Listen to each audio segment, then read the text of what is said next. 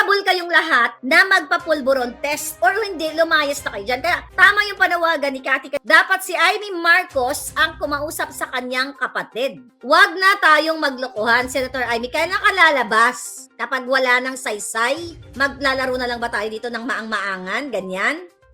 What's up mga kababayan? News that matters here. Dito sa video natin ngayon ay ating panonoorin o pakikinggan si Madam Maharlika. Hinamon ni Madam Maharlika itong si Senator Amy Marcos na magsalita patungkol sa mga pinahayag na pagpupulburon ni Liza Cuting sa kanilang pamamahay na inilahat ni Miss Cathy Binag. Na huwag ka nang magmaang-maangan, Senator Amy, o magbulag-bulagan sa katotohanan na ang iyong kapatid at ang kanyang asawa di umano mga addictus benedictus na namamahala ngayon sa ating bansa. Naku naman po, dagdag pa rito na winika ni Atty. Harry Roque na mahirap pa sinungalingan itong revelasyon ni Miss Cathy Binag, sapagkat may mga ebidensya ito na magpapatunay sa kung anong kalakaran ang mayroon ang administrasyong Marcos. Na tunay di umanong napapaligiran di umano si Cuting ng mga elitistang grupo na walang takot sa Diyos. Kung kaya naman ang request ng taong bayan sa iyo, Senator Amy Marcos, magsalita ka na bago pa mahuli ang lahat dahil sa susunod na eleksyon ayaw na sa inyo ng mga tao. Pero bago ang lahat mga kababayan, huwag niyo po sana kalimutang mag-like at subscribe para updated ka sa mga uploads ko araw-araw. At yun na nga mga kababayan, nagulantang ang lahat sa paglitaw nitong si Miss Cathy Binag sa publiko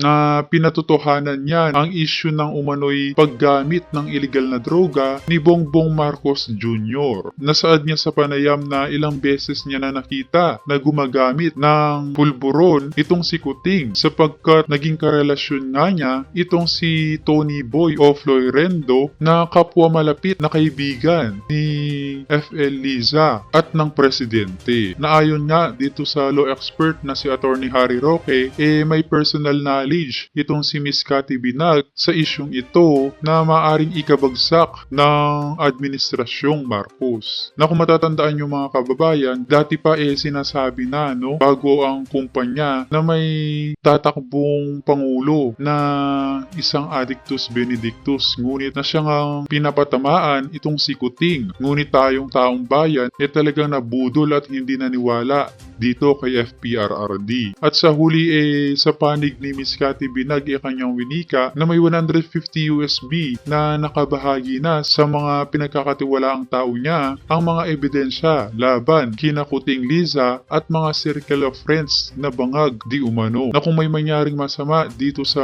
babaeng ito, panigurado ay lalantad ang katotohanan at magugulat ang taong bayan sa pangyayari. Kung kaya naman hindi ko na patatagalin pa mga kababayan, heto na ang buong video. Sabi ni Cathy na nakita niya si Bangag na regular na lang, parang regular na lang sa kanila, buffet na lang, itong nilalafang nilang pulburon.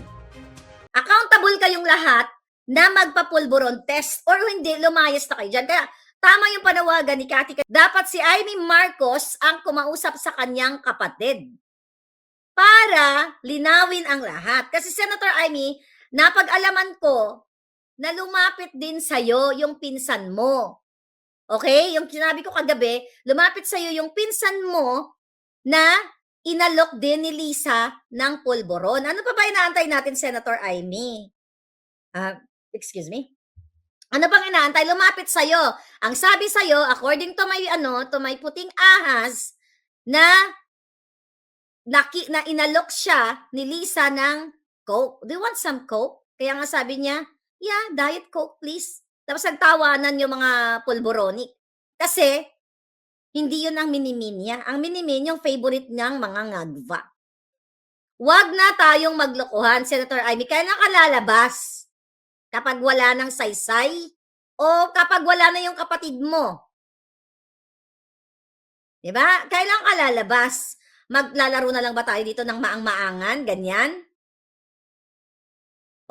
Balikan ko. Senator Amy, naalala mo nung, I think that was January. Noong January, na bida-bidahan ka dyan, which bida ka naman talaga doon sa Senate hearing na yon, na natiklo mo, tiklo no? Parang mga ano lang, mga pusakal sa Davao, sa Davao penal colony. We'll talk about Davao penal colony mamaya. Nagbidabidahan ka doon kasi nga may hawak ka na ebidensya na itong si Noel Oñate, who is Noel Oñate? Okay? Yung si Noel Oñate na lead siya o ng lead convener ng pirma kung saan inutusan ni Tambaloslos at ni Zaldico na mag-ads ng worth 55 million at kausapin ang bawat distrito na puwersahin ang mamamayang Pilipino, linlangin ang ating mga palangga na pumirma doon sa charter change na gusto nila. 'Di ba, Senator Amy, nasa hearing. Yan si Oñate naman, kilala mo siya, 'di ba? Ngumingiwi din. Let's talk about that. Si Oñate ba, si Noel Oñate ba, ayon sa aking source, sabi niya sa akin, Miss Maharlika, ngumingiwi din yan. Okay, tanong natin kay Cathy. Okay, I don't know, nabanggit niya ba yan? Balikan ko lang yung issue dun sa para hindi tayo mawala. This year, Senator Amy, natuwa ako sa'yo dahil, binubukilya mo yung pinsan mo na si Romualdez na, di ba, nahuli doon sa Senate hearing na yon na nagsisinungaling siya under oath. Na wala daw pagkakataon na nagkita o nagparty itong si Noel Oñate na ngumingiwi, tignan nyo nga bells niya, ngumingiwi, ganon din, na lead convener ng PERMA na nag-meeting sila ni Saldi at ni Romualdez doon sa issue ng charter change. At binayaran, for sure, pinupondohan o binibigyan ng extra budget o pinapaboran ni Tambaloslos itong mga kasabwat na mga kongresista para i-push yung charter change na yon na gusto nilang manatili sila sa pwesto forever. Pag-alaman Grabe no mga kababayan, kung kumikilos sila na walang alam ang taong bayan. Paano na lang kung isang araw bigla na lang mapasayang charter change na yan at habang buhay sila ang mamuno sa loob ng Malacanang. Di talo na naman tayo mga kababayan na habang buhay na magdurusa ang sambayan ng Pilipino sa mga pinanggagawang korupsyon ng mga nauupo ngayon. Grabe naman yan. Na kayo ba mga kababayan, kung aking tatanungin, papayag ba kayo na hanggang dito na lang tayo na walang pagbabago sa ating bansa, sa ating pamumuhay, sa kinabukasan ng ating mga anak? Papayag ba kayo na dumating ang araw na wala ng kapag-apag-asa na bumangon ang inang bayan? Kaya mag-isip-isip tayo ng mabuti mga kababayan sa kung anong pwedeng gawin upang hindi na magpatuloy pa ang ganitong sistema. ko, ikaw, Noel Oñate, okay? Ayon sa aking source, ngumingiwi ka rin. Ang tanong, nagpupulboron ka ba? Ang tanong ng bayan, ilan ba ang tinitira mong pulboron? Kasi ayon sa aking source, and for sure, ay clarify natin to kay Cathy, na baka kasama ka sa USB kasi madalas daw kayong nagpa-party at numingiwi ka. Bakit natin to sinasabi, taong bayan? Ang mga players ng gobyerno, okay, na mga kasabwat ni Tambaloslos ay mga ngumingiwi. So ano ang reason bakit ngumingiwi si Oñate? Ang question, dapat ipatawag uli yan dyan sa Kongreso, Senator Bato. Di ba? Kung mapangalanan siya. Well, I don't know kung, lead convener siya. I don't know kung may, aside from that, meron ba siyang, binigyan ba siya ng role ni Bangag o ni Romualdez? So ngayon, itong taong ito, ini-influensyahan niya at nagkikipagsabuatan kay Saldico at kay Romualdez based dun sa hearing na yan para gipitin, pwersahin, linlangin ang mamamayang Pilipino para pumirma dyan sa charter change na yan. At napag-alaman ng aking puting ahas na itong si Oñate na nagsinungaling under oath na never ever mo kinontempt Senator Amy ay ngumingiwi din. Kaya Senator Bato, ipatawag mo si Cathy Binag para ilabas niya dyan ang USB kung gusto nyo ng katahimikan, kaalwanan ng bayang ito dahil ang USB ang sagot kung sino-sino ang nandoon na ngumingiwi. Baka naman kasi nagkaroon ng problem, bakit siya ngumingiwi, o kasinghutan ni Bangag si Oñate. Kaya ganito na lang ang kanilang sabuatan ni Romualdez. Okay? Actually, meron pang isang Romualdez, okay, na taga mukhang tatakbo ng Leyte, na napag-alaman ko, Okay? Ayon sa akin po, ang dami talaga mga puting ahas. I love you, mga puting ahas. Talagang nilalagay niyo sa peligro buhay ko. Yun na, sa mga puting ahas na to, ang daming report. So, itong taga Leyte na Romualdez din, na bumabangag-bangag din daw dyan sa Rebel Club. At yung club na yan, ng Rebel na yan, I don't know kung sinong owner niyan, according to my source, at nabanggit yan ni Cathy, na dyan sila nagro-rumbo. Unsa man ang rumbo sa Tagalog? Okay, diyan sila nagro-rombo. I don't know kung sa Tagalog yung rombo, baka rombo-rombo, di ba? Doon sila nagsisesyon. Okay? Doon sila nagpulboronic session. So ngayon, connect-connect itong mga taong to. At ito mga masyonda bells na, nakukunin na lang ng nagtitipon, maisog na Ilongga. Thank you, Palangga. Urombo sila itong mga linti.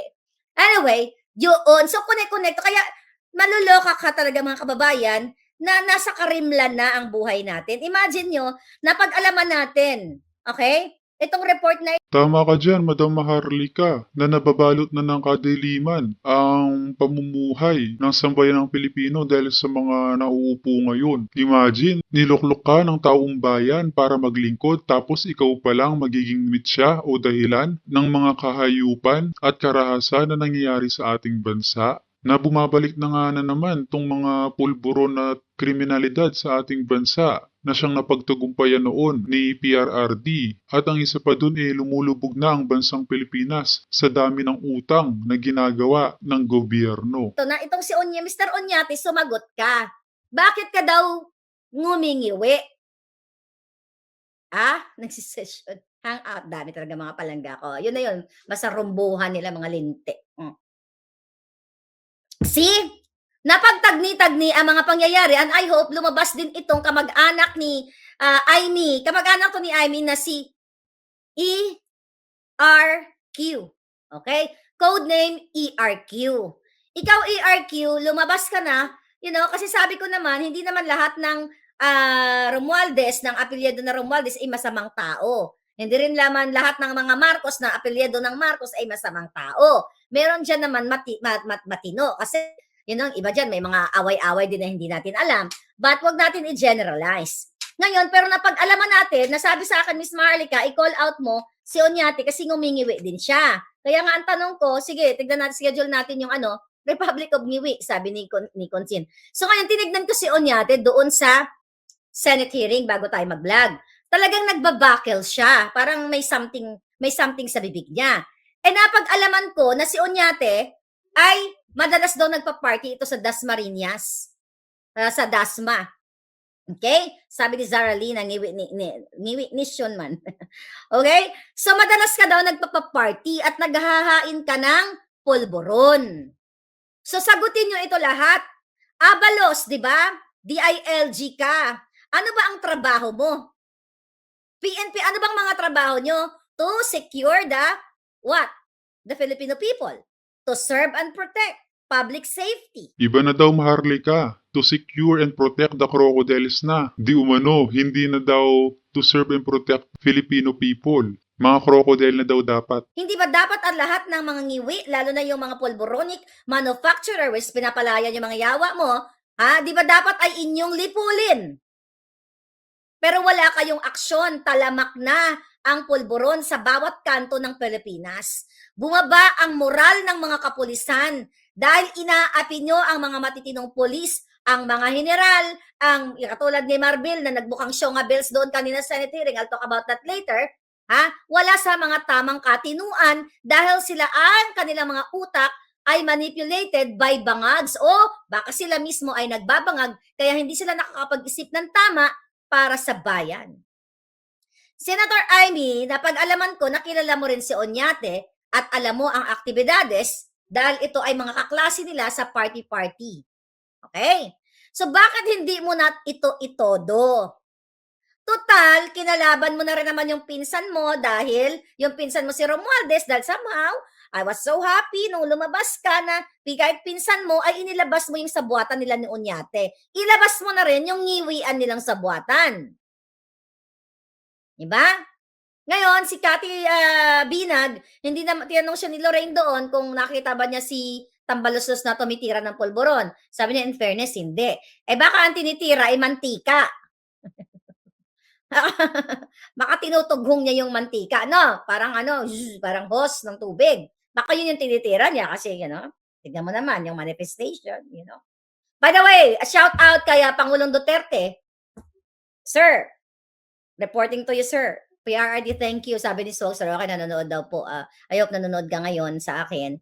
Thank you so much. Pampatulog nyo na lang yung nga bells ko. Ngayon, mga palangga. Rugby daw yung tinitira. Now what? Ikaw, Marbil, ha? Kayong lahat, Abalos, ang mission nyo, 'di ba, para ayusin ang katiwasayan ng bayan. Oh, bakit wala kayong emote dito kay Cathy? Bakit na-intimidate ba kayo sa alindog niya? Pag nakita niyo yung alindog ko, hindi kayo ma-intimidate dahil pipitikin ko yung mga itlog yung puti. Mga putian. Alam niyo, mga Shonga Bells, alam mo, pinapanood ko si Marbil.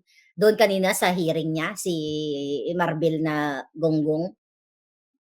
Okay, tinanong kayo doon. Ito mga kababayan, okay?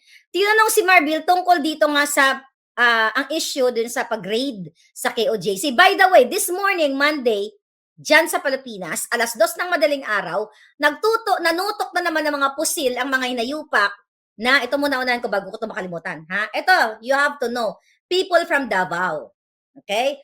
I'm not sure kung parang nabanggit yata ito ni Cathy doon sa kanyang interview. Kagabi ng madaling araw, lumusob na naman ng walang search warrant ang mga tauhan ni Marbil at syempre may basbas ni Bangag at ni Lisa Tanas para lusubin yung mga property ni Pastor Quiboloy. Kasi nga, nagbabakasakali sila na matagpuan nila doon si Pastor. May nag-message sa akin, basahon na ako, kay Bisaya man eh. Okay? Si Palangga.